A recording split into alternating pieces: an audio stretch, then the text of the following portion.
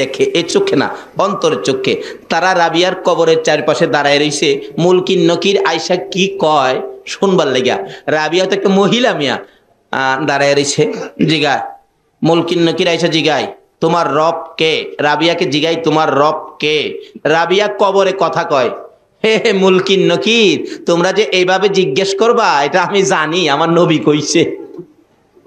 এটা কেমন মহিলাও? অহানের মহিলারা তো কোন হলে কোন বই চলে, কোন বারে টিভি কোন বই দিব এই খবর কইতারে কি। আর রাবিয়া কেমন মহিলা, কবরের মধ্যে মুলকিন নকিরের সাথে জবাব দেন, এ মুলকিন নকির, এই কথাগুলি যে তুমি জিজ্ঞেস করবা এটা আমার নবী কইছে আমি জানি। শোনো, তুমি জিজ্ঞাইছো আমার রব কে, আমি রাবিয়া যদি বলি আমার রব আল্লাহ, আল্লাহ যদি কয় রাবিয়ার আমি চিনি না, তাইলে আমার কথার কোনো দাম হবে? কি সুন্দর পয়েন্ট দেখছেন। এখন তো দেখবেন বড় বড় ব্যবসায়ী পয়সাওয়ালা মন্ত্রী মিনিস্টার হইলে যার আত্মীয় না হ্যাঁ কিন্তু কয় আমার আত্মীয়, আর গরিব যদি আত্মীয় হয় কয় না এর আমি চিনিই না। এই খাসিলত আসেনি আমাদের। এক বেচারা বিপদে পইরা বলতেছে, মন্ত্রী সাহেব তো আমার মামা লাগে। থানার ওসি সাহেব টেলিফোন করলেন, হ্যালো স্যার, এমকটা ছেলে, এমক নাম, এরকম উঁচা নাম্বার, চেহারার গঠন এই, আপনার ভাগিনা অপরাধে ধরাত পড়ছে, আমরা থানায় আনছি স্যার, আমরা কি ছেড়ে দিব? মন্ত্রী বলেন, আমার তো বইনই নাই, বাইগনা হইলো কোত্থেকে? কোন কি কাহা, আমার কোনো ভাগনা বাগনি নাই। এই তো বাইগনা হিসাবে পরিচয় দিয়া দিছে মন্ত্রীর। এরকম লোক আছে না বাংলাদেশে? এখন আমি যদি পরিচয় দেই আমার রব আল্লাহ, আল্লাহ যদি কয় আমি চিনি না, তাহলে এই পরিচয়ের কোনো দাম আছে? রাবিয়া কয় কবরে, মুলকিন নকির, তোমরা যা জিজ্ঞাইছো কথা রাইট, এটা তো জিজ্ঞেস করবা শুনেছি। এখন তোমরা তো জিজ্ঞেস করেছো আমার রব কে, আমি রাবিয়া যদি বলি আমার রব আল্লাহ, আল্লাহ যদি বলে আমি রাবিয়াকে চিনি না, তাহলে তো আমার এই কথার কোনো দাম নাই। তাইলে কি করব? আমারে না জিগাইয়া আমার আল্লাহরে জিগাও আমি কে। আল্লাহ যদি স্বীকার করে আমার কোনো ব্যাপারে, তাইলে এটা রাইট হবে, আল্লাহর কথা রাইট। সুবহানাল্লাহ, আসতে বললেন। এই জাতীয় মহিলা পাওয়া যাবে নি 2-4 জন চট্টগ্রামে। তাইলে আজকের ওয়াজ শুনে মহিলারাও এই জায়গায় যাওয়া দরকার আছে। বিদায় অনুরোধ করব মা বোনদেরকে, বাচ্চাদেরকে পিঠে থাপ্পড় দিয়ে ঘুম পাড়ায়া 2টা কোরআন হাদিসের কথা শোনো, কারণ তুমিও তো মৃত্যুবরণ করতে হবে। নাকি মহিলারা মরে না? না মরলে দরকার নাই। কিন্তু আল্লাহ তো বলছে কুল্লু নাফসিন যায়িকাতুল মাউত, সকল প্রাণী মরবে, মহিলাদেরকে ছাড়বে না। কি বলেন, ছাড়বে?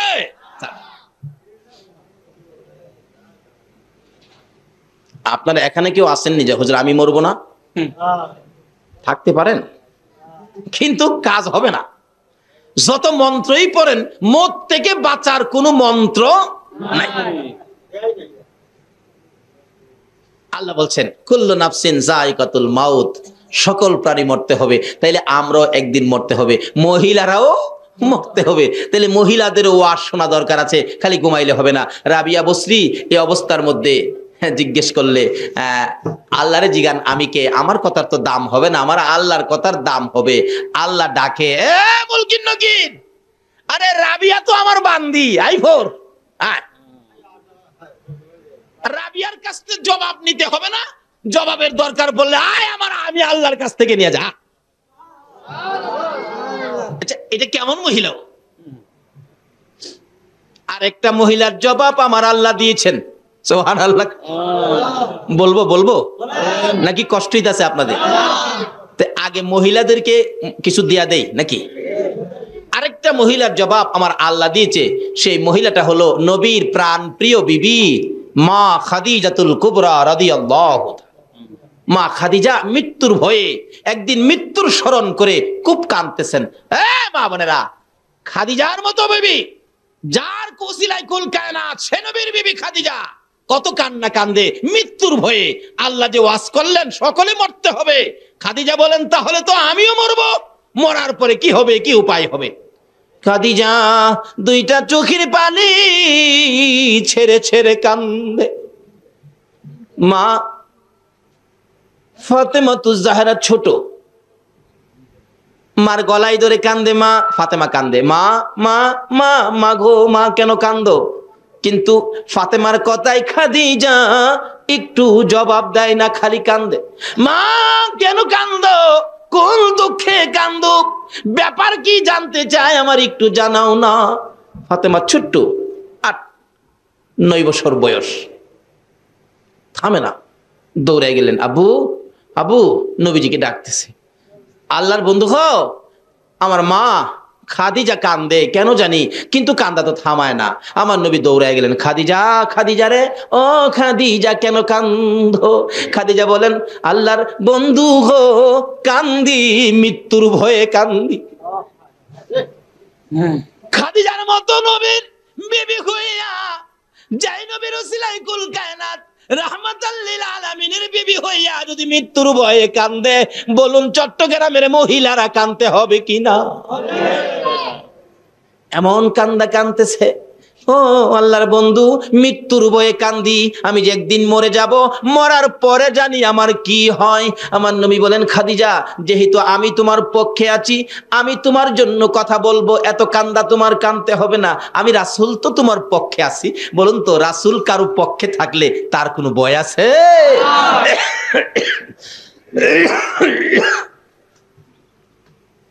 আচ্ছা কান্দা থামাও। হুজুর আমার কান্দা তো থামতে চায় না, আমার কান্দা তো থামে না, তবে কান্দাটা থামবে আমার 3টা কথা যদি আপনি রাখেন। কি কথা? 1 নম্বরের কথা হলো, আল্লাহর বন্ধু গো, আমি যদি মারা যায়, আপনি আপনার একটা জামা পাঞ্জাবি দিয়া আমি খাদিজারে কাফন করবেন। কেন? ও নবী, আপনাকে সৃষ্টি না করলে জগতের কিছু সৃষ্টি হতো না। আপনার জামাটা যদি আমার গায়ে দেখে, ফেরেশতারা আমারে কবরে গেলে কিছুই কইতো না। নবীর প্রতি কত মহব্বত, কত ভালোবাসা। রাসূল মুস্কি মুস্কি হাসে। খাদিজা এ কি বললা হুজুর, এটার ওয়াদা দেন রাখবেন কিনা? যাও যাও, ঠিক আছে। কারণ বিবিকে তো রাসূল ভালোবাসতেন, কথাটা শুনে রাখলেন। ঠিক আছে, আমি তোমার কথা রাখবো। হুজুর আরেকটা কথা কি, আমারে যে কবরটার মধ্যে শোয়ায়া দিবেন, এই কবরের মাটিটা আপনি নবীর পিঠ মুবারক দিয়ে মাটিটা একটু মরাইয়া দিয়ে আসবেন। আমারে শোয়াইবার আগে আপনি নবী আগে কবরটার মধ্যে শুইবেন। আচ্ছা ঠিক আছে। 2 নাম্বার। 3 নাম্বার হলো, আল্লাহর বন্ধু হো, আমাকে কবর দিয়া সবাই তো আয়সা পড়বেন, মুলকিন নকির জানি আমাকে কবরে কি প্রশ্ন করে কি কথা জিগায়, আমি তো এই প্রশ্নের জবাব দেওয়ার সাহস আমি খাদিজা রাখি না, ভয় করতেছে, আমার কাঁদতেছি। ও স্বামী, ও আল্লাহর বন্ধু, ও রাহমাতাল লিল আলামিন, আমার 3য় নাম্বার দাবি হলো, আমার কবরের পাশে আপনি বসে থাকবেন, সব বিদায়ী হয়ে যাবে, মুলকিন নকিরের সওয়ালের জবাবটুকুন আপনি নবী দিবেন। রাসূল বলেন, যাও, তোমার 3টা কথার ওয়াদা দিলাম, আমি তোমার 3টা কথা রাখবো। খাদিজা দুনিয়া থেকে বিদায় হলে গোসল দিয়ে নবীজির পাঞ্জাবি দিয়া কাফন করেছে। কি ভাগ্য! আল্লাহু আকবার। নবীর পাঞ্জাবি যদি কাফনে থাকে আর কোনো ভয় আছে? আল্লাহু আকবার। এক আল্লাহর ওলির জীবনীতে পাওয়া যায়, আল্লাহর ওলিরা কবরে কি হয় দেখে কিনা কন্ত। এক কবরস্থানের পাশে দিয়ে এক আল্লাহর ওলি হাইটা যেতেছে, এমন সময় দেখে এই কবরের মধ্যে আযাব চলছে, ভীষণ আযাব। একটা লোকের কবর দিয়া মানুষ খালি সরে গেছে। মুলকিন নকির এত জোরে প্রেসার দিয়ে তাকে প্রশ্ন করতেছে, প্রশ্নে তার শরীর ফাইটা যেতেছে, এত করা আওয়াজ। বলতেছে, তোমার রবকে? ওই লোকটা খালি কাফে, কোনো জবাব দেয় না। আরেকটা ধমক দিলেন, তোমার রবকে? 3বার যখন ধমক মারছে, আল্লাহর ওলি দেখতেছে দাঁড়াইয়া, আর ওই কবর থেকে লোকটা বলতেছেন, হে মুলকিন নকির, আমাকে এইভাবে ধমক দিয়ে দিয়ে কথা বলতেছস? তুই আমারে চিনস? আমি তো আখিরি নবীর উম্মত, আর কোনো আমল নাই। আমার মুখে নবীর সুন্নত, সাদা দাড়ি দেখছস? এই লোকটা বলতেছেন, আমার কিচ্ছু আমল নাই, কিচ্ছু আনতে পারি নাই, আমাকে যে ধমক দেস, আমার মুখের মধ্যে তো নবীর সুন্নত আছে, যেই নবী না হইলে তুই হতি না, কিচ্ছু হতো না। আমার তো কিছু নাই, কিন্তু নবীর সুন্নত, দাড়িটাটুকু আমার মুখের মধ্যে সাদা দাড়িটা আছে, এই নবীর সুন্নত দেখে তোর কি আমারে ধমক দিতে ভয় করে না? আমি না খারাপ অন্যায়কারী, মুখের মধ্যে তো নবীর সুন্নত আছে, যে নবীর উসিলাই সব। মুলকিন নকির থম খায়া গেছে, কয় কি রে খোদা গো, এ কি কয়? ধমক দিতে চায়, তোমার বন্ধুর দাড়ির দোহাই দিলে আমার আল্লাহ কয়, মুলকিন নকির রে, আমি যার খাতিরে এত কিছু করেছি সেই বন্ধুর দোহাই যখন দিছে আর কিছু দেখতে চাই না, এ দাড়িটার খাতিরে আমি তারে মাফ করে দিলাম। যা, এত বড় পাপীকে যদি নবীর সুন্নাহ সাদা দাড়ির উসিলাই মাফ করে দিতে পারে, আর এই নবীর জামা মুবারক যদি খাদিজার গায়ে থাকে, বলুন তো মুলকিন নকিরের সাহস আছে কথা বলতে?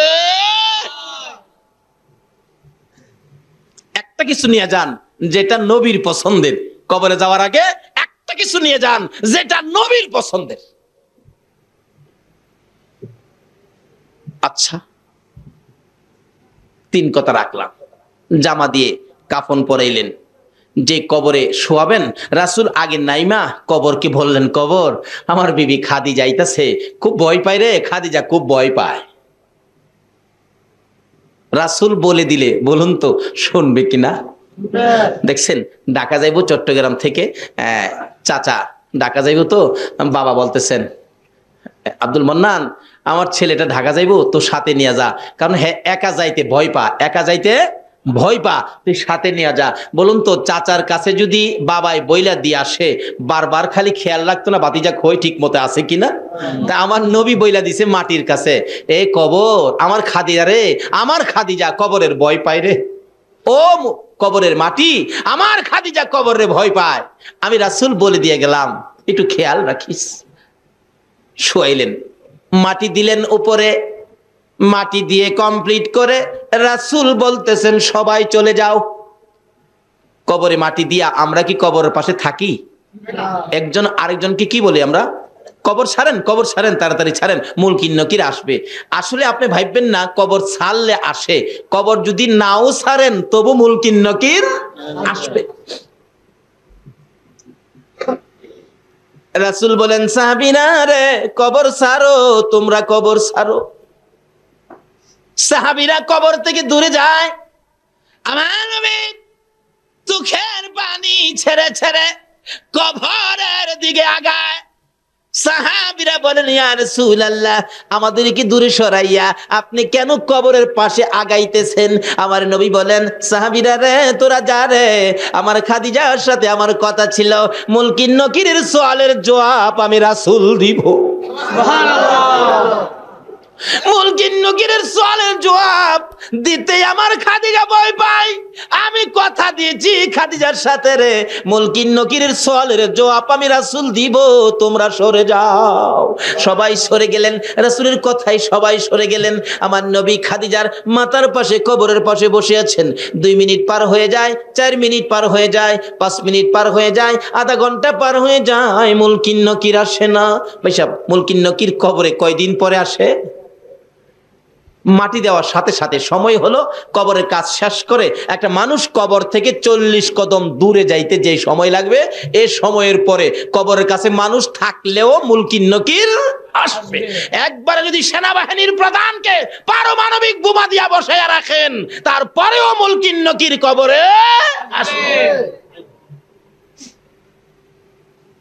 কষ্ট হইতাছে ভাই সাহেব? আসছেন, রাসূল বৈশা দিছে, কি ব্যাপার?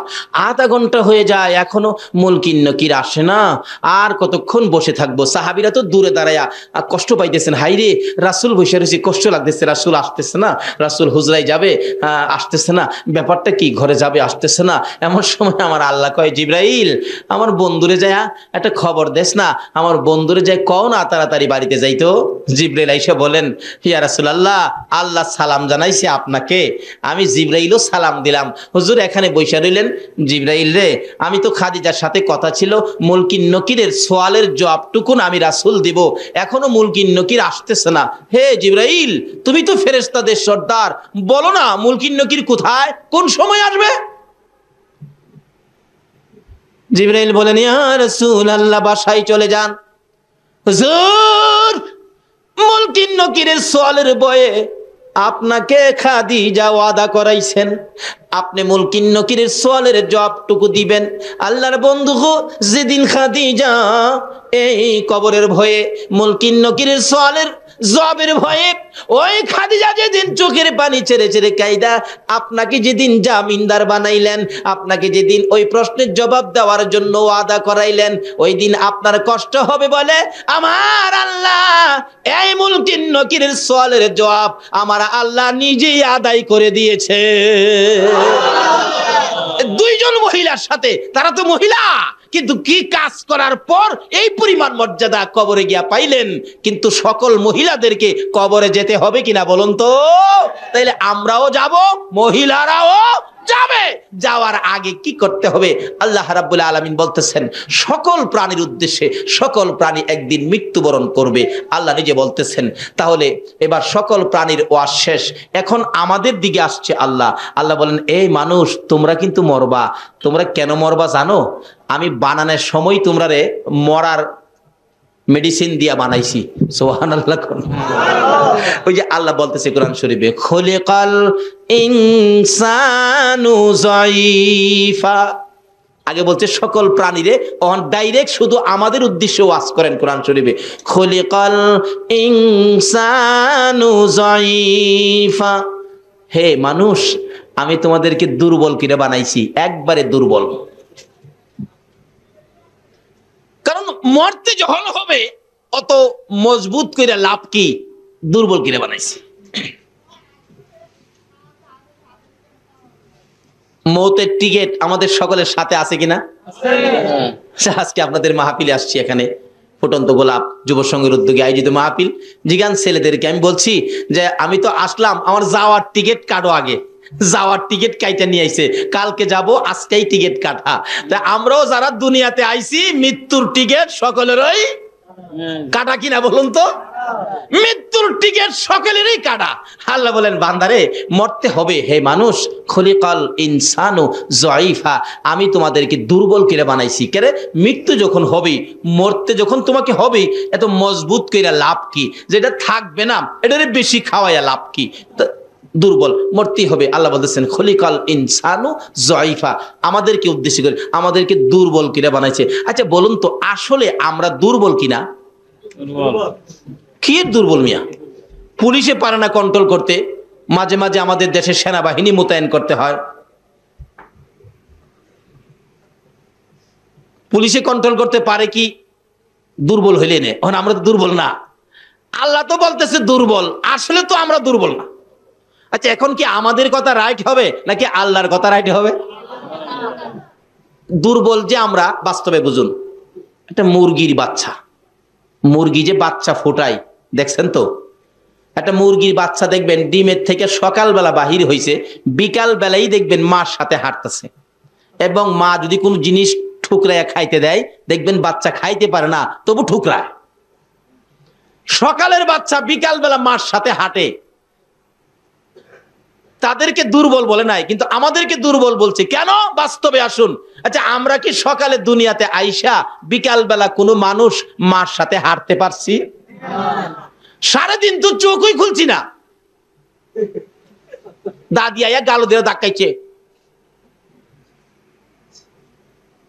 আল্লাহ কয়, বান্দারে তোরা দুর্বল কিনা বানাইছি। মুরগির বাচ্চা দুর্বল না, কিন্তু মানুষ দেখে, এ চোখে না, অন্তরের চোখে। তারা রাবিয়ার কবরের চারপাশে দাঁড়ায় রয়েছে, মুলকিন নকির আয়সা কি কয় শুনবার লেগা। রাবিয়া তো একটা মহিলা মিয়া, দাঁড়ায় রয়েছে। জিগায় মুলকিন নকির আয়সা, জিগায় তোমার রব কে? রাবিয়াকে জিগাই তোমার রব কে? রাবিয়া কবরে কথা কয়, হে হে মুলকিন নকির, তোমরা যে এইভাবে জিজ্ঞেস করবা এটা আমি জানি, আমার নবী কইছে। এটা কেমন মহিলাও? অহানের মহিলারা তো কোন হলে কোন বই চলে, কোন বারে টিভি কোন বই দিব এই খবর কইতারে কি আর রাবিয়া কেমন মহিলা কবরের মধ্যে মুলকিন নকিরের সাথে জবাব দেন, এ মুলকিন নকির এই কথাগুলি যে তুমি জিজ্ঞেস করবা এটা আমার নবী কইছে আমি জানি। শোনো, তুমি জিজ্ঞাইছো আমার রবকে, আমি রাবিয়া যদি বলি আমার রব আল্লাহ, আল্লাহ যদি কয় রাবিয়ার আমি চিনি না, তাইলে আমার কথার কোনো দাম হবে? কি সুন্দর পয়েন্ট দেখছেন। এখন তো দেখবেন বড় বড় ব্যবসায়ী পয়সাওয়ালা মন্ত্রী মিনিস্টার হইলে যার আত্মীয় না হ্যাঁ কিন্তু কয় আমার আত্মীয়, আর গরিব যদি আত্মীয় হয় কয় না এর আমি চিনিই না। এই খাসিলত আসেনি আমাকে। এক বেচারা বিপদ পইরা বলতেছে মন্ত্রী সাহেব তো আমার মামা লাগে। থানার ওসি সাহেব টেলিফোন করলেন, হ্যালো স্যার, এমকটা ছেলে এমক নাম এরকম উঁচা নাম্বার চেহারার গঠন, এই আপনার ভাগিনা অপরাধে ধরাত পড়ছে, আমরা থানায় আনছি স্যার, আমরা কি ছেড়ে দিব? মন্ত্রী বলেন আমার তো বইনই নাই, বাইগনা হইলো কোত্থেকে? কোন কি কাহা আমার কোনো ভাগনা বাগনি নাই, এই তো ভাগনা হিসাবে পরিচয় দিয়া দিছে মন্ত্রীর। এরকম লোক আছে না বাংলাদেশে? এখন আমি যদি পরিচয় দেই আমার রব আল্লাহ, আল্লাহ যদি কয় আমি চিনি না, তাহলে এই পরিচয়ের কোনো দাম আছে? রাবিয়া কয় কবরে, মুলকিন নকির তোমরা যা জিজ্ঞাইছো কথা রাইট, এটা তো জিজ্ঞেস করবা শুনেছি, এখন তোমরা তো জিজ্ঞেস করেছো আমার রবকে, আমি রাবিয়া যদি বলি আমার রব আল্লাহ, আল্লাহ যদি বলে আমি রাবিয়াকে চিনি না, তাহলে তো আমার এই কথার কোনো দাম নাই। তাহলে কি করব? আমারে না জিগাইয়া আমার আল্লাহরে জিগাও আমি কে? আল্লাহ যদি স্বীকার করে আমার কোনো ব্যাপারে, তাইলে এটা রাইট হবে, আল্লাহর কথা রাইট। সুবহানাল্লাহ, আসতে বললেন। এই জাতীয় মহিলা পাওয়া যাবে নি 2-4 জন চট্টগ্রামে। তাইলে আজকের ওয়াজ শুনে মহিলারাও এই জায়গায় যাওয়া দরকার আছে। বিদায় অনুরোধ করব মা বোনদেরকে, বাচ্চাদেরকে পিঠে থাপ্পড় দিয়ে ঘুম পাড়ায়া 2টা কোরআন হাদিসের কথা শোনো, কারণ তুমিও তো মৃত্যুবরণ করতে হবে। নাকি মহিলারা মরে না? না মরলে দরকার নাই, কিন্তু আল্লাহ তো বলছে কুল্লু নাফসিন যায়িকাতুল মাউত, সকল প্রাণী মরবে, মহিলাদেরকে ছাড়বে না। কি বলেন, ছাড়বে?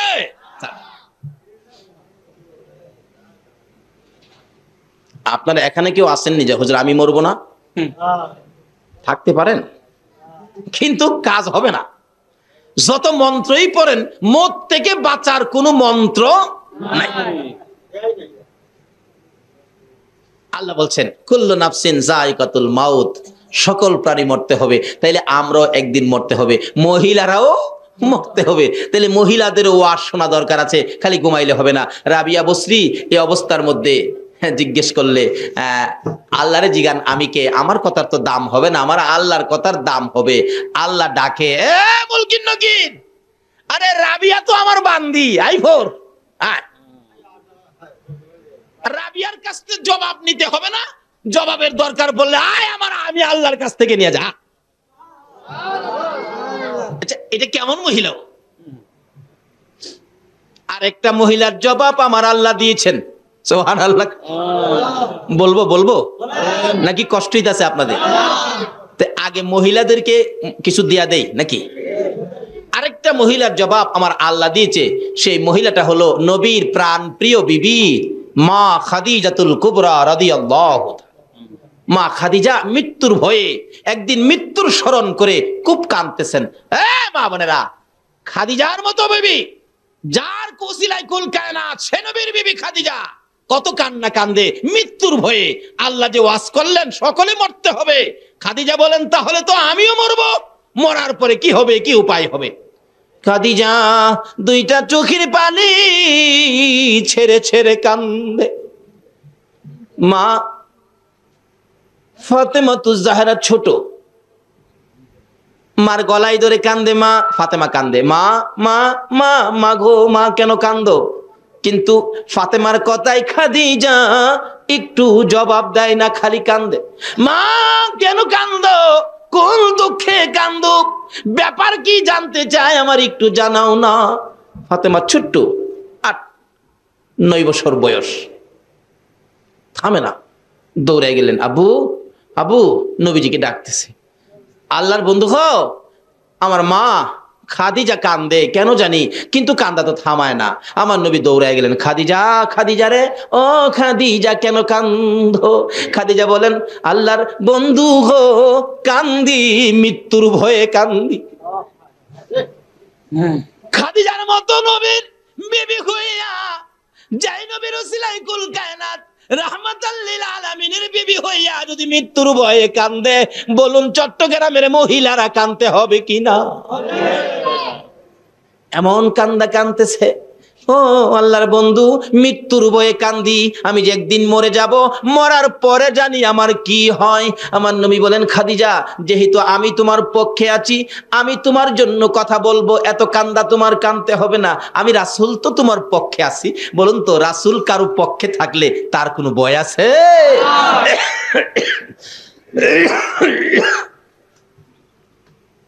আচ্ছা, কান্দা থামাও। হুজুর, আমার কান্দা তো থামতে চায় না, আমার কান্দা তো থামে না, তবে কান্দাটা থামবে আমার 3টা কথা যদি আপনি রাখেন। কি কথা? 1 নম্বরের কথা হলো, আল্লাহর বন্ধু গো, আমি যদি মারা যায়, আপনি আপনার একটা জামা পাঞ্জাবি দিয়া আমি খাদিজারে কাফন করবেন। কেন? ও নবী, আপনাকে সৃষ্টি না করলে জগতের কিছু সৃষ্টি হতো না। আপনার জামাটা যদি আমার গায়ে দেখে, ফেরেশতারা আমারে কবরে গেলে কিছুই কইতো না। নবীর প্রতি কত মহব্বত, কত ভালোবাসা। রাসূল মুস্কি মুস্কি হাসে। খাদিজা, এ কি বললা হুজুর, এটার ওয়াদা দেন, রাখবেন কিনা? যাও যাও, ঠিক আছে, কারণ বিবিকে তো রাসূল ভালোবাসতেন, কথাটা শুনে রাখলেন। ঠিক আছে, আমি তোমার কথা রাখবো। হুজুর, আরেকটা কথা কি, আমারে যে কবরটার মধ্যে শোয়ায়া দিবেন, এই কবরের মাটিটা আপনি নবীর পিঠ মুবারক দিয়ে মাটিটা একটু মরাইয়া দিয়ে আসবেন। আমারে শোয়াইবার আগে আপনি নবী আগে কবরটার মধ্যে শুইবেন। আচ্ছা ঠিক আছে। 2 নাম্বার। 3 নাম্বার হলো, আল্লাহর বন্ধু হো, আমাকে কবর দিয়া সবাই তো আয়সা পড়বেন, মুলকিন নকির জানি আমাকে কবরে কি প্রশ্ন করে, কি কথা জিগায়, আমি তো এই প্রশ্নের জবাব দেওয়ার সাহস আমি খাদিজা রাখি না, ভয় করতেছে, আমার কাঁদতেছি। ও স্বামী, ও আল্লাহর বন্ধু, ও রাহমাতাল লিল আলামিন, আমার 3য় নাম্বার দাবি হলো, আমার কবরের পাশে আপনি বসে থাকবেন, সব বিদায়ী হয়ে যাবে, মুলকিন নকিরের সোয়ালের জবাবটুকুন আপনি নবী দিবেন। রাসূল বলেন, যাও, তোমার 3টা কথার ওয়াদা দিলাম, আমি তোমার 3টা কথা রাখবো। খাদিজা দুনিয়া থেকে বিদায় হলে গোসল দিয়ে নবীজির পাঞ্জাবি দিয়া কাফন করেছে। কি ভাগ্য! আল্লাহু আকবার। নবীর পাঞ্জাবি যদি কাফনে থাকে, আর কোনো ভয় আছে? আল্লাহু আকবার। এক আল্লাহর ওলির জীবনীতে পাওয়া যায়, আল্লাহর ওলিরা কবরে কি হয় দেখে কিনা কন্ত। এক কবরস্থানের পাশে দিয়ে এক আল্লাহর ওলি হাইটা যেতেছে, এমন সময় দেখে এই কবরের মধ্যে আযাব চলছে, ভীষণ আযাব। একটা লোকের কবর দিয়া মানুষ খালি সরে গেছে। মুলকিন নকির এত জোরে প্রেসার দিয়ে তাকে প্রশ্ন করতেছে, প্রশ্নে তার শরীর ফাইটা যেতেছে, এত করা আওয়াজ। বলতেছে, তোমার রবকে? ওই লোকটা খালি কাফে, কোনো জবাব দেয় না। আরেকটা ধমক দিলেন, তোমার রবকে? 3বার যখন ধমক মারছে, আল্লাহর ওলি দেখতেছে দাঁড়াইয়া, আর ওই কবর থেকে লোকটা বলতেছেন, হে মুলকিন নকির, আমাকে এইভাবে ধমক দিয়ে দিয়ে কথা বলতেছস, তুই আমারে চিনস?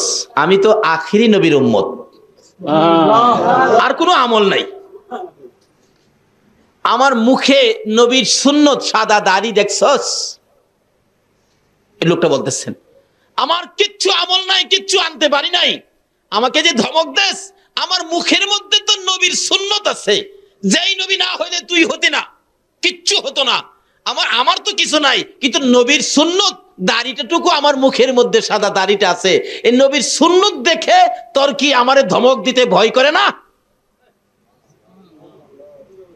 আমি না খারাপ অন্যায়কারী, মুখের মধ্যে তো নবীর সুন্নত আছে, যে নবীর ওসিলাই সব।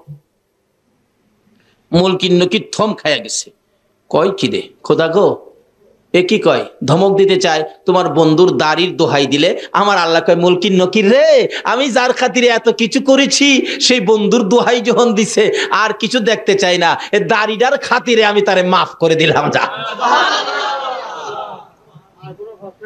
এত বড় পাপীকে যদি নবীর সুন্নাহ সাদা দাড়ির উসিলায় maaf করে দিতে পারে, আর এই নবীর জামা মুবারক যদি খাদিজার গায়ে থাকে, বলুন তো মুলকিন নকিরের সাহস আছে কথা বলতে?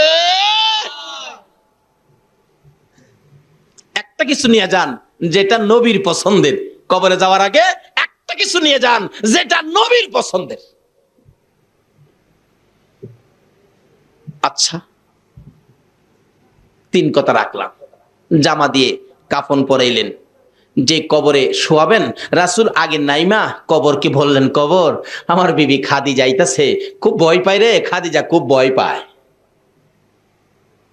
রাসূল বলে দিলে বলুন তো শুনবে কিনা? দেখছেন, ঢাকা যাইবো চট্টগ্রাম থেকে, চাচা ঢাকা যাইবো, তো বাবা বলতেছেন আব্দুল মান্নান আমার ছেলেটা ঢাকা যাইবো তো সাথে নিয়ে যা, কারণ হ্যাঁ একা যাইতে ভয় পা, একা যাইতে ভয় পা, তুই সাথে নিয়ে যা। বলুন তো চাচার কাছে যদি বাবাই বইলা দিয়ে আসে, বারবার খালি খেয়াল রাখতো না বাতিজা খই ঠিক মতো আছে কিনা? তা আমার নবী বইলা দিছে মাটির কাছে, এ কবর আমার খাদিজা রে, আমার খাদিজা কবরের ভয় পায় রে, ও কবরের মাটি আমার খাদিজা কবরে ভয় পায়। আমি রাসূল বলে দিয়ে গেলাম, একটু খেয়াল রাখিস। শোয়াইলেন, মাটি দিলেন উপরে, মাটি দিয়ে কমপ্লিট করে রাসূল বলতেছেন সবাই চলে যাও। কবরে মাটি দিয়া আমরা কি কবরের পাশে থাকি? একজন আরেকজনকে কি বলি আমরা? কবর ছাড়েন, কবর ছাড়েন, তাড়াতাড়ি ছাড়েন, মুলকিন নকির আসবে। আসলে আপনি ভাববেন না কবর ছাড়লে আসে, কবর যদি নাও ছাড়েন তবু মুলকিন নকির আসবে। রাসূল বলেন সাহাবীরা রে কবর ছাড়ো, তোমরা কবর ছাড়ো। সাহাবীরা কবর থেকে দূরে যায়, আমার নবী চোখের পানি ছেড়ে ছেড়ে কবরের দিকে আগায়। সাহাবীরা বলেন ইয়া রাসূলুল্লাহ, আমাদেরকে দূরে সরাইয়া আপনি কেন কবরের পাশে আগাইতেছেন? আমার নবী বলেন সাহাবীরা রে তোরা যা রে, আমার খাদিজার সাথে আমার কথা ছিল, মুলকিন নকিরের সওয়ালের জবাব আমি রাসূল দিব। সুবহানাল্লাহ। মুলকিন নকিরের সওয়ালের জবাব দিতে আমার খাদিজা ভয় পায়। আমি কথা দিয়েছি খাদিজার সাথে রে, মুলকিন নকিরের সওয়ালের জবাব আমি রাসূল দিব, তোমরা সরে যাও। সবাই সরে গেলেন, রাসূলের কথাই সবাই সরে গেলেন। আমার নবী খাদিজার মাথার পাশে কবরের পাশে বসে আছেন। 2 মিনিট পার হয়ে যায়, 4 মিনিট পার হয়ে যায়, 5 মিনিট পার হয়ে যায়, আধা ঘন্টা পার হয়ে যায়, মুলকিন নকির আসে না। ভাই সাহেব, মুলকিন নকির কবরে কয়দিন পরে আসে? মাটি দেওয়ার সাথে সাথে সময় হলো, কবরের কাজ শেষ করে একটা মানুষ কবর থেকে 40 কদম দূরে যাইতে যে সময় লাগবে, এই সময়ের পরে কবরের কাছে মানুষ থাকলেও মুলকিন নকির আসবে। একবারে যদি সেনাবাহিনীর প্রধানকে পারমাণবিক বোমা দিয়া বসায়া রাখেন, তারপরেও মুলকিন নকির কবরে আসবে। কষ্ট হইতাছে ভাই সাহেব? আসছে রাসূল বৈশা দিছে, কি ব্যাপার? আধা ঘন্টা হয়ে যায় এখনো মুলকিন নকির আসে না, আর কতক্ষণ বসে থাকবো? সাহাবীরা তো দূরে দাঁড়ায়া কষ্ট পাইতেছেন, হাইরে রাসূল বৈশা দিছে, কষ্ট লাগতেছে, রাসূল আসতেছে না, রাসূল হুজরায় যাবে আসতেছে না, ব্যাপারটা কি, ঘরে যাবে আসতেছে না। এমন সময় আমার আল্লাহ কয়, জিবরাইল আমার বন্ধুরে যায় একটা খবর দেস না, আমার বন্ধুরে যায় কও না তাড়াতাড়ি বাড়িতে যাইতো।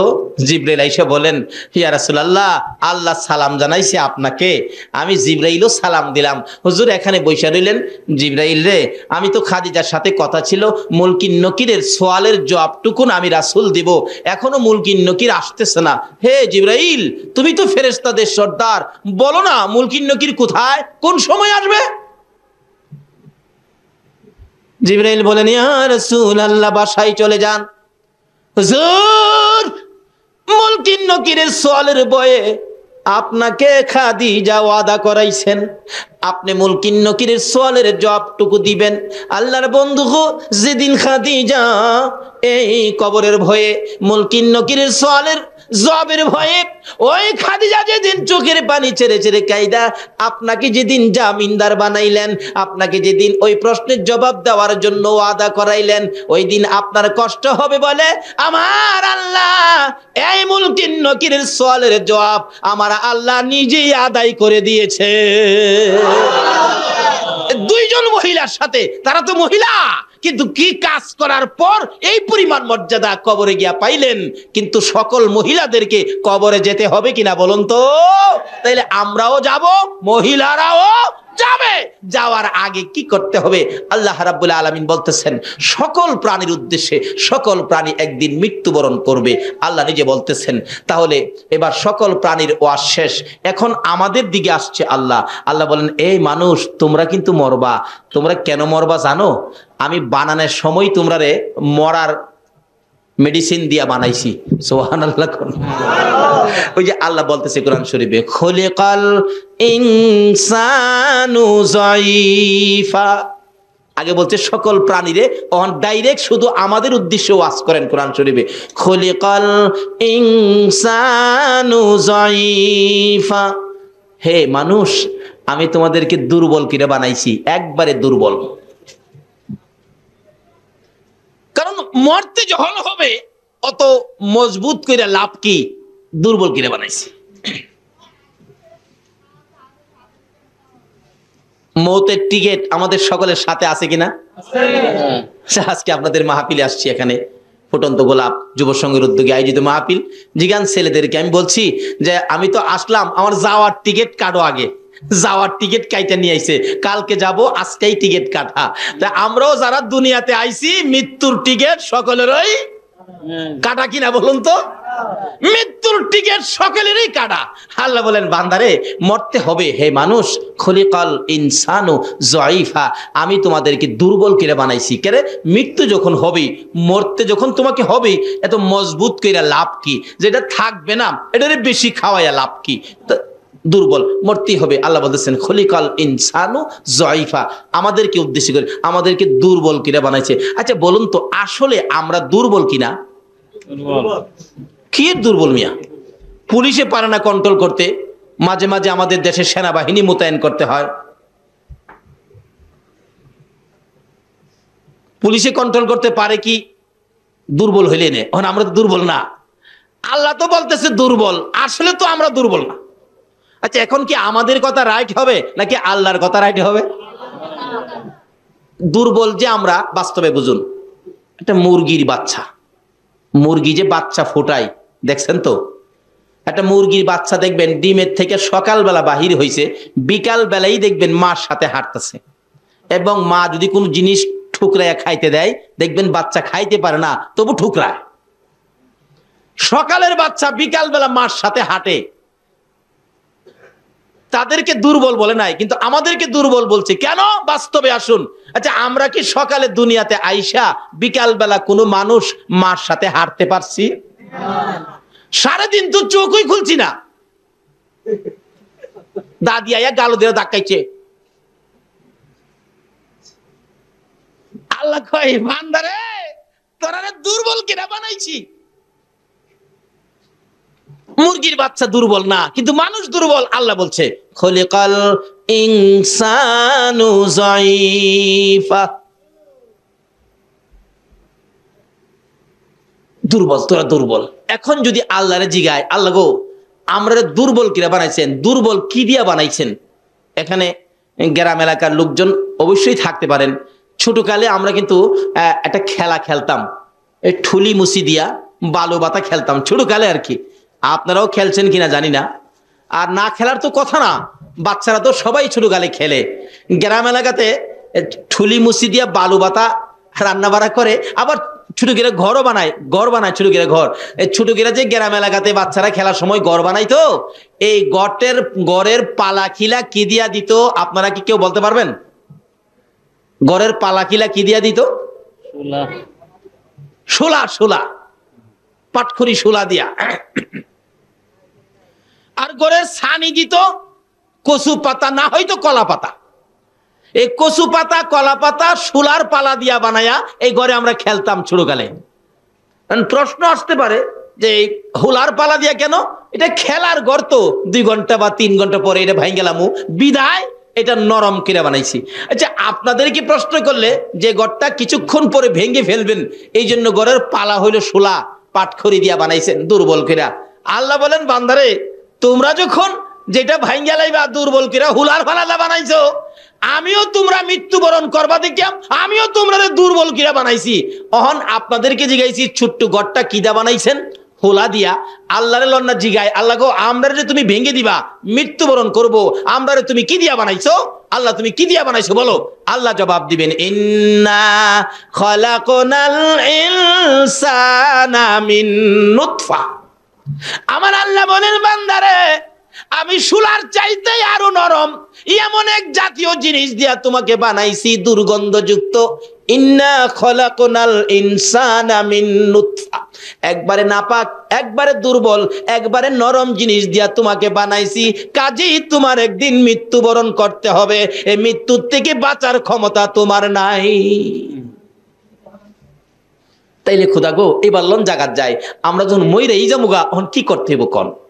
খালি বাড়ি ঘরেই করবেন না, আল্লাহ কি বলতেছে কি করতে হবে বান্দা শোনো। এখন তো আমরা এইদিকে খেয়াল নাই, খালি বলি বাড়ি একটা করছি, আরেকটা দরকার।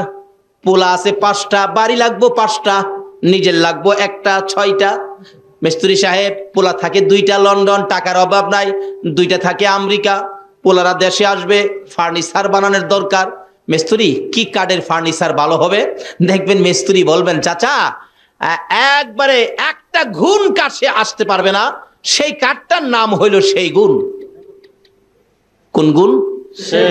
ঘুমায় রয়েছেন আপনারা? যে কাঠের কাছে গুণ আসে না, সে কাঠটার নাম কি? সেই গুণ। মহাজন বললেন মিস্ত্রি যত টাকাই রাখক, যাতে গুণে না ধরে এমন কাঠ। সেই গুণের ফার্নিচার ঘর ভরলেন, এর চেয়ে সাজ সরঞ্জাম আর বাকি নাই, সব ঘর সাজাইলেন। আবার 5 বছর পরে মিস্ত্রির সাথে দেখা, মিস্ত্রি সাহেব আপনার পরামর্শে যে কাঠে ফার্নিচার বানাইছিলাম, একটা ফার্নিচারেও একটা ঘুণ এই পর্যন্ত ধরতে পারে নাই। তোমার কথা রাইট।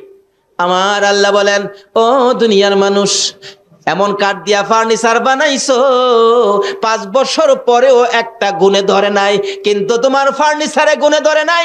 তোমার বিল্ডিং এর মধ্যে জং পড়ে নাই, ময়লা পড়ে নাই, কিন্তু তোমার মধ্যে যেন গুণ ডুইকা গেছে। তোমারে কিন্তু গুণে ধরে নাইছে, সব ঠিক আছে, কিন্তু তুমি বিদায়। অনেক সময় দেখবেন বাড়ির গেটে নাম লেখা আছে আব্দুল মালিক, জিজ্ঞেস করলে মালিক সাহেব কোথায়? বাচ্চা দেখে নাইসা কয়, কাকে খুঁজেন? মালিককে। কোন মালিক? ওই যে গেটে লেখা। ও খবর রাখেন নাই? গেট আছে, নাম আছে, বাড়ি আছে, কিন্তু বাড়িওয়ালা মালিক নাই।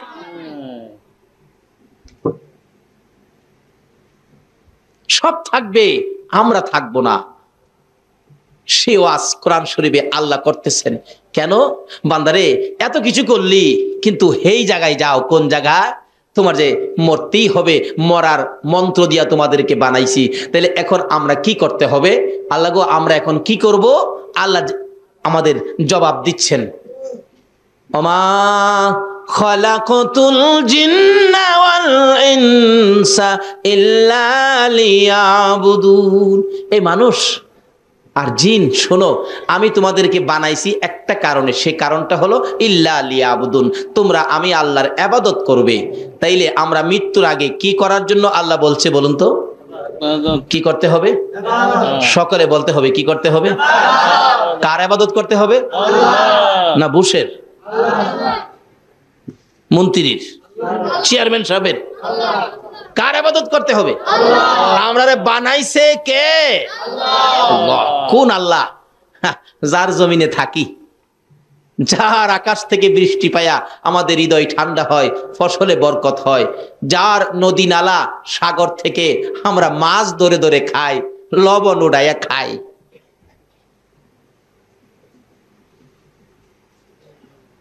সে আল্লাহর ইবাদত করতে হবে। বলুন কার ইবাদত? আল্লাহ। এখন ফেরেশতাদেরকে বলতে, ফেরেশতারা এত রাত্রে কিছু মানুষ আমার আল্লাহ কইতাছে, ব্যাপারটা কি? ফেরেশতারা কই, খোদা গো, তারা এখন বলতেছে তোমার ইবাদতের কথা, তোমার ইবাদত বলে করা দরকার। তোমার আল্লাহ কইয়া ডাক দিয়া বলতেছে আল্লাহর ইবাদত। আল্লাহ কই তারা কি আমার আল্লাহ কইছে? কহ কইছে তো। তাহলে আমারে যে আল্লাহ কইয়া ইবাদতের কথা স্বীকার করছে, এই পর্যন্ত তো ইবাদত করতে পারে নাই। এই পর্যন্ত ইবাদত না করার কারণে যা গুনাহ হয়েছে, এই যে ইবাদতের জন্য স্বীকার করে আমাকে আল্লাহ বলে ডাক দিয়েছে, এই পর্যন্ত যা গুনাহ ছিল আমি আল্লাহ সব মাফ করে দিলাম। এখন থেকে যদি আমরা ইবাদতে শরীক হয়ে যাই তাহলে কি পাবো? আসুন সামনে বাড়ি। আল্লাহর ইবাদতের জন্য এখন প্রশ্ন আসতে পারে, আমরা যদি আল্লাহর ইবাদত করি, হুজুর আল্লাহ আমাদের কি দিব? লন আল্লাহর জিগাই। অনেক সময় দেখবেন বাচ্চা বাচ্চা পোলাপান স্কুলে যায় না, মা বলেন বাবা স্কুলে যাও, বাবাও বলতেছেন স্কুলে যাও না। মাঝে মাঝে বাচ্চা পোলাপান দেখেন জবাব দেন, আব্বু স্কুলে গেলে আমারে কি দিবেন? মা আমাকে কি দিবেন স্কুলে গেলে? মা দেখেন বলে, বাবা দেখেন বলে, যাও তোমাকে আজকে স্কুলে গেলে 10টা টাকা তোমাকে দেওয়া হবে। বাচ্চা মাকে স্কুলে যাইলে কি দিবেন প্রশ্ন করলে মা যদি জবাব দেয় 10 টাকা দিবে। আমরা আল্লাহর ইবাদতের জন্য আল্লাহ বললেন আমরা যদি ইবাদত করি আল্লাহ কি দিবে? সকলে মিলে লন আল্লাহরে জিগাই, আল্লাহ গো আমরা তোমার ইবাদত করলে তুমি আমরারে কি দিবা কও? আল্লাহ জবাব দিতেছে কোরআন শরীফে, ফাদখুলি ফি ইবাদি ওয়াদখুলি জান্নাতি। জোরে জোরে কোন সুবহানাল্লাহ। আমার আল্লাহ জবাব দেন, আজকের মাহফিলের আমার আদুরের বান্দারা শোনো, মার কাছে যখন ছেলে প্রশ্ন রাখে স্কুলে যাও, স্কুলে গেলে কি দিবা? মা তোমাকে 10টা টাকা দিল। আমার কাছে যখন প্রশ্ন রাখছো আমার ইবাদত করলে তোমরা আমি আল্লাহ কি দিব প্রশ্ন রাখছো, বান্দারারে জবাব নিয়ে যাও। ফাদখুলি ফি ইবাদি ওয়াদখুলি জান্নাতি। বান্দারারে তোমরা যদি আমি আল্লাহর ইবাদতের মধ্যে ঢুকো, কথা দিলাম আমি তোমাদেরকে 10টা পৃথিবীর সমান একটা জান্নাতের মধ্যে ঢুকাইবো। এই ওয়াদাটা কার? এখন কিভাবে ইবাদত করবেন?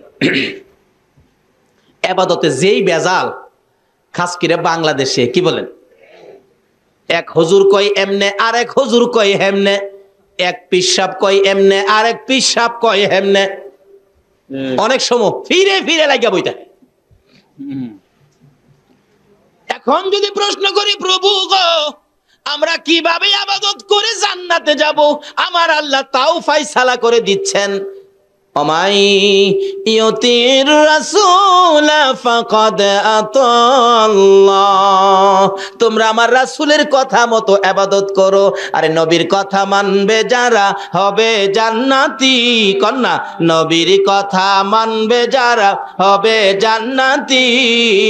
না মানিয়া আবু জাহেল হইল দুজুকি, না মানিয়া আবু জাহেল নবীর কথা মানবে যারা হবে জান্নাতি। নবীর কথা মানবে যারা হবে জান্নাতি। না মানিয়া আবু জাহেল হইল দুজুকি, না মানিয়া আবু জাহেল হইল দুজুকি। আল্লাহ বলতেছেন জান্নাতে যাইতে গেলে আমার এই নবীর কথা মাইনা কাজ করতে হবে। নবী যেভাবে বলে এটাই হবে জান্নাতি ইবাদত। জোরে কোন সুবহানাল্লাহ। তাই নবীর কথাগুলি মানলে আমাদের লাভ হবে না লস হবে? লাভ হবে। এই নবীর কথা মানা দরকার আছে কিনা বলুন তো? মানলে আবু বকর, না মানলে আবু জাহেল। আপনারা কি আবু বকর হবেন না আবু জাহেল হবেন? আবু বকর। আবু বকর নবীর কথা মানতো কিনা? আল্লাহু আকবার। কিভাবে মানতো দেখেন। আমার নবী একদিন বলতেছেন, আবু বকর জি মনে হয় মক্কায় থাকতে পারবো না রে, হিজরত করতে হবে মদিনায়, সঙ্গী হবে তুমি আবু বকর। মনে হয়, আসলে নবীর মনে হয়টাই কনফার্ম। এদিন থেকে আবু বকর রাত্রে এশারের নামাজ পড়ে কিছু সামানা লইয়া, কাদের মধ্যে সামানার বোঝাটা লইয়া দরজার কিনারে দাঁড়ায় রইছে। সারা রাত পার হইয়া ফজর আজান পড়ে গেছে, নামাজে চলে গেছে। এইভাবে একটানা 6 মাস পর্যন্ত নবীর কথা মান্য। বলুন কার কথা মান্য? নবীর কথা। 6 মাস পর্যন্ত দরজা। 6 মাস শেষ যেদিন রাত্রের বেলা নবী আইসা ডাকতেছে। কেন? আবু জাহেল 40টা বংশ থেকে 40 জন শক্তিশালী যুবক নিয়ে আমার নবীর হুজরা মক্কা নগরীতে আমার নবীর ঘরকে ঘেরাও করেছে।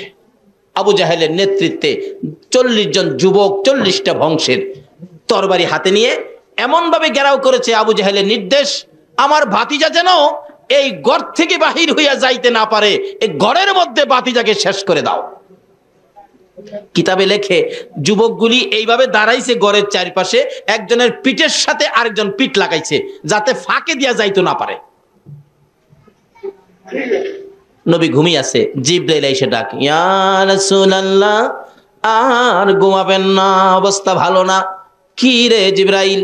হুজুর, আবু জাহেলের নেতৃত্বে আপনি রাসূলকে দুনিয়া থেকে বিদায় করে দেওয়ার জন্য চারদিক ঘেরাও করে আবু জাহেলের সঙ্গ ফাঙ্গরা তরবারি নিয়ে দাঁড়িয়ে আছে, আপনাকে যেতে দিবে না।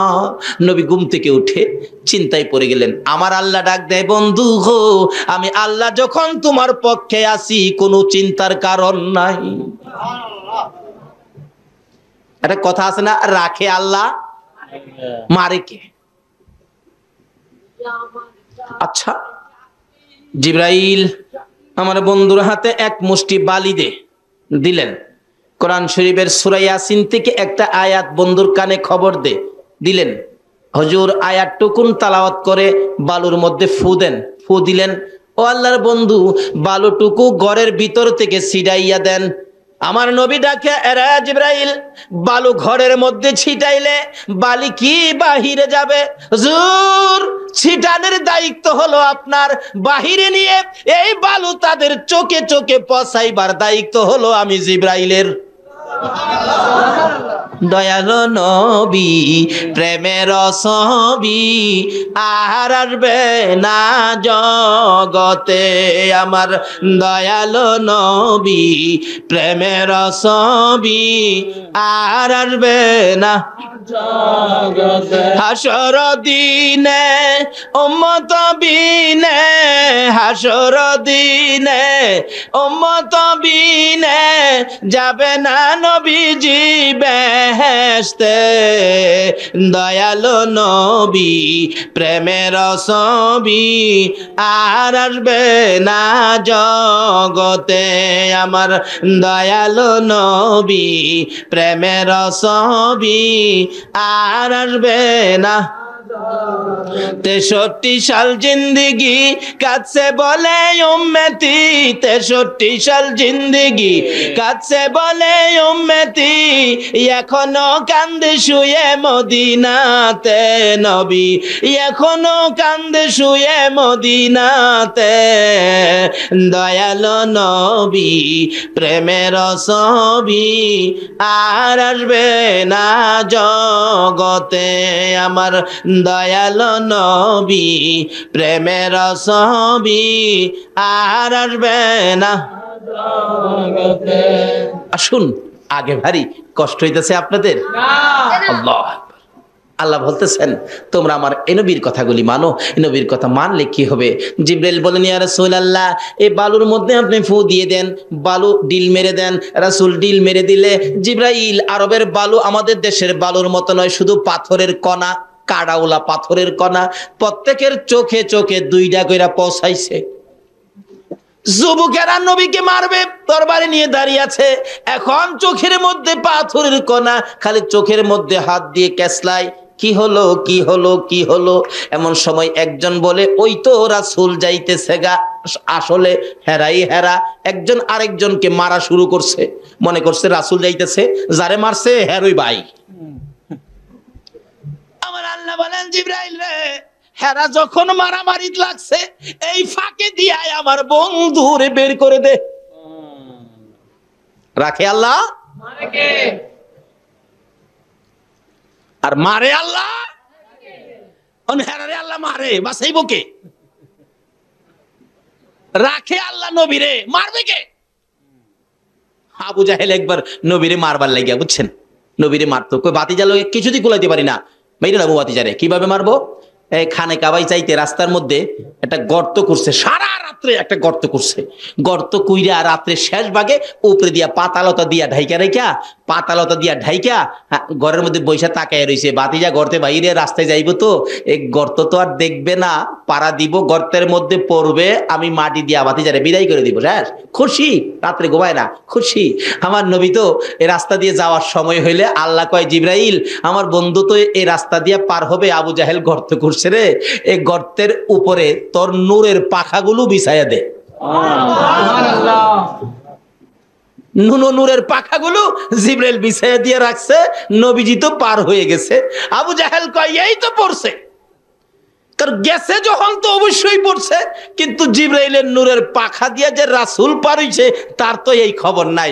তাই গেছে দেখবার জন্য, যাইয়া গর্তের কিনারে খারুইয়া চাইছিল দেখতো পড়ছে কিনা। পড়তে গিয়া সারা রাত তাই ঘুমাইছে না, তো নিজের তো স্ক্রু বল্টু না ডিলিয়ে রিচ্ছে অগমা থাইকা দেখতে চাইছিল, তাই নিজেই একবারে তাউর খাইয়া গর্তের মধ্যে পড়ছে। পইরা গিয়া দেখে বাতিজা তো নাই, আমি চাচা দি। হাই হাই, কি হলো, কি করলাম, কি আর হইলটা কি? সকাল হয়ে গেলে রাস্তার মধ্যে গর্ত দেখলে বলুন তো মানুষ গালাগালি করবে না? হ্যাঁ, কোন হারামজাদারে রাস্তার মধ্যে গর্ত করছে? আইসাই যাই দেহে এই গালি দে হারামজাদা। গর্তের কিনারে যাইয়া দেহে সাসাদি। হাই হাই সাসা আপনি? হ্যাঁ বেটা, আগে আমারে গালি দিয়া হন, আবার সাসা কস? আল্লাহ কই তুই গালিও খাইবি, সাসাও শুনবি। শত শত মানুষ চারদিকে ঘেরাও, হলো নাকি? গর্ত কোন, কেন, ব্যাপারটা কি? কই কারো কাছে কইস না, আমার বাতিজার লেগে করছিলাম। আল্লাহ কই কারো কাছে কইতো না, আমি আল্লাহ কিয়ামত পর্যন্ত সকলের কাছে কমু। সুবহানাল্লাহ। কন্ত খালি আবু জাহেলের খবর কেন?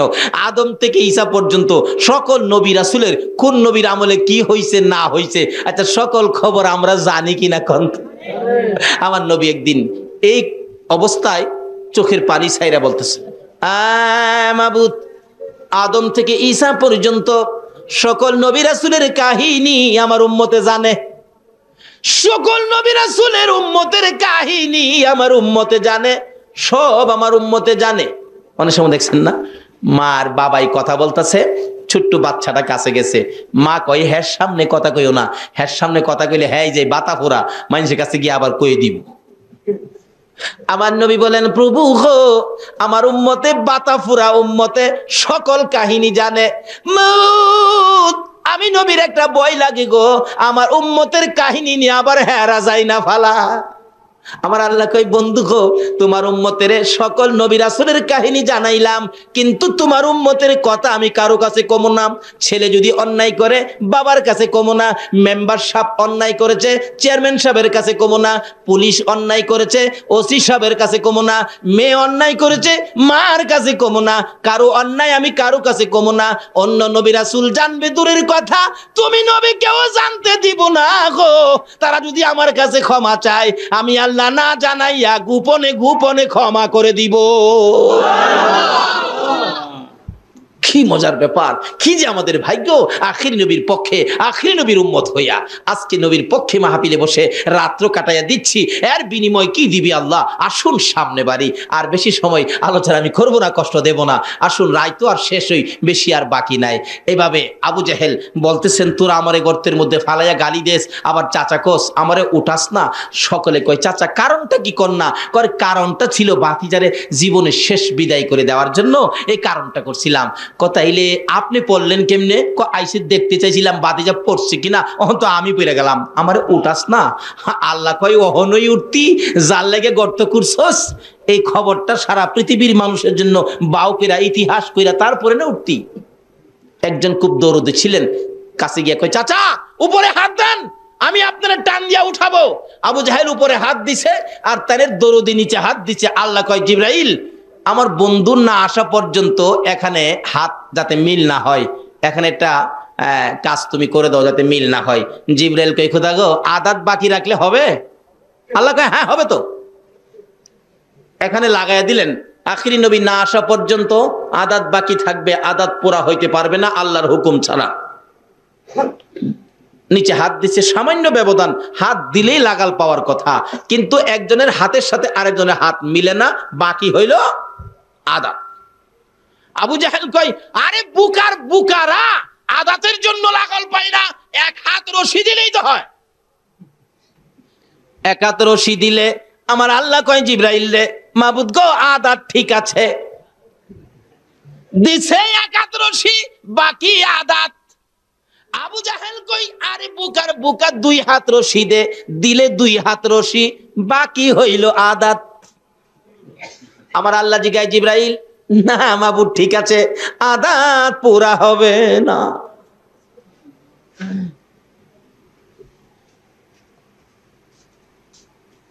পুরা হয় না।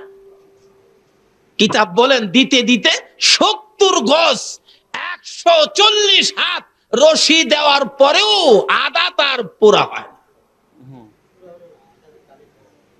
দেখেন না মাঝে মাঝে দোকানও লেখা থাকে আজ নগদ কাল বাকি।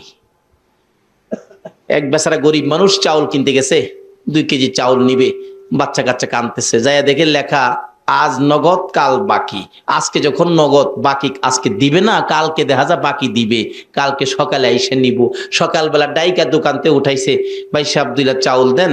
আমি তো আবার চায়া দেহে কি লেখা আজ নগদ। আচ্ছা এইটা ভাই সাহেব, এই নগদ কি জীবনে, এই বাকি জীবনে নগদ হইব?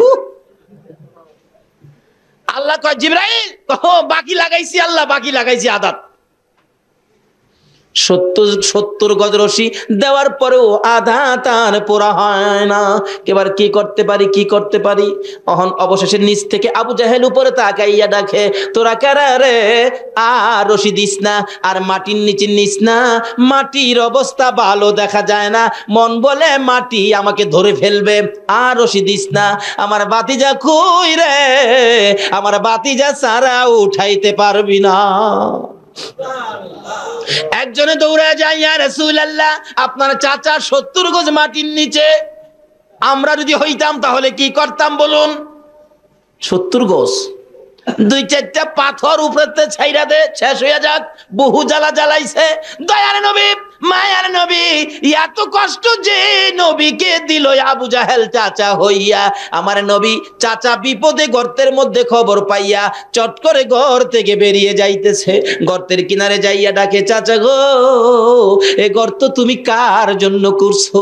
এবার জবাব দেন ভাতিজা, আগে গর্তের উপরে উঠাও বলবো। আমার নবী বলেন, চাচা গো আমি যখন আসছি নিশ্চয়ই তোমারে উঠাবো, বলো এই গর্ত কার জন্য করছো?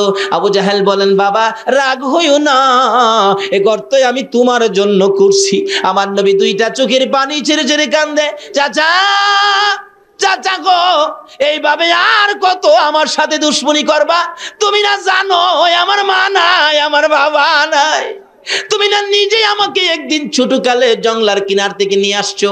নবীজির বয়স যখন 6-এর কম ছিল, একদিন বাবার ব্যথায় কানতে কানতে সন্ধ্যার দিকে বাঘবাল্লুকের জংলার দিকে আমার নবী রওনা হয়ে যায়। যাইতে যাইতে যাইতে যাইতে জংলার কাছাকাছি যায়, কানতে কানতে বাবা বাবা কইয়া কান্দে, আব্বু আব্বু কইয়া কান্দে। আবু জাহেল কোত্থেকে যেন আসতেছিলেন ঘোড়া চালাইয়া, কাছে আইসা দেখে ভাতিজা কান্দে, দৌড়ে পিছি পিছি যাইয়া ডাকতেছে, বাবা মোহাম্মদ আর সামনে যাইও না, আর একটা কদম সামনে যদি যাও জংলার বাঘ তোমাকে খেয়ে ফেলবে। হ্যাঁ চাচা, তুমি না নিজে দেখেছো আমি বাবার ব্যথায় কান্দি, আর তুমি আমাকে উঠাইয়া আমার মার কাছে পৌঁছে দিয়ে না বলেছিলা, আমেনা রে আমি যদি না দেখতাম তোর সন্তানকে জংলার বাঘে খেয়ে ফেলতো। আমার মা আমেনা তোমাকে কি বলেছিল? আমেনা এই খবর পাইয়া জবাব দেন, রে আবু জাহেল, না না আমার এই সন্তানকে জংলার বাঘে খাইতে পারবে না। রে আমেনা, তুমি কেমনে জানো খাইতে পারবে না? আমেনা বলেন, আবু জাহেল রে, আমার এই সন্তান যেদিন আমি আমেনার পেটে ছিল রে, একটা জংলার বাঘ আইসা আমাকে কানে খবর দিয়েছিল, আমেনা গো তোমার পেটে রাহমাতাল লিল আলামিন গো আমেনা, জংলার বাঘ আমার পায়ে সালাম করে বিদায় হয়ে গেছে। আবু জাহেল, যেই নবী পেটে থাকার সময় জংলার বাঘ আমাকে খবর দিয়া সালাম করে যায়, এই শিশু নবীরে জংলার বাঘে খাবে না। শুধু তাই নয়, আমি একদিন এই নবীকে পেটে লইয়া, পেটে থাকা অবস্থায় মাটির কুয়ার থেকে পানি উঠাইতে গিয়েছিলাম। 60-70 ফিট নিচে পানি। আমি বালতির মধ্যে রশি লাগাইয়া পানি উঠাবো, কুয়ার পারে গেলে কে যেন সাফা পর্বতের উপর থেকে ডাকতেছে, জিব্রাইল রে, ও জিব্রাইল, আমার বন্ধুর মা আমেনা পানি উঠানোর জন্য কুয়ার পারে দাঁড়াইছে রে, আমার বন্ধুকে পেটে লইয়া রে জিব্রাইল। এত নিচ থেকে আমার বন্ধুর মা আমেনা বন্ধুরে পেটে লইয়া যদি পানি উঠাই রে জিব্রাইল, আমার বন্ধুর মার কষ্ট হবে।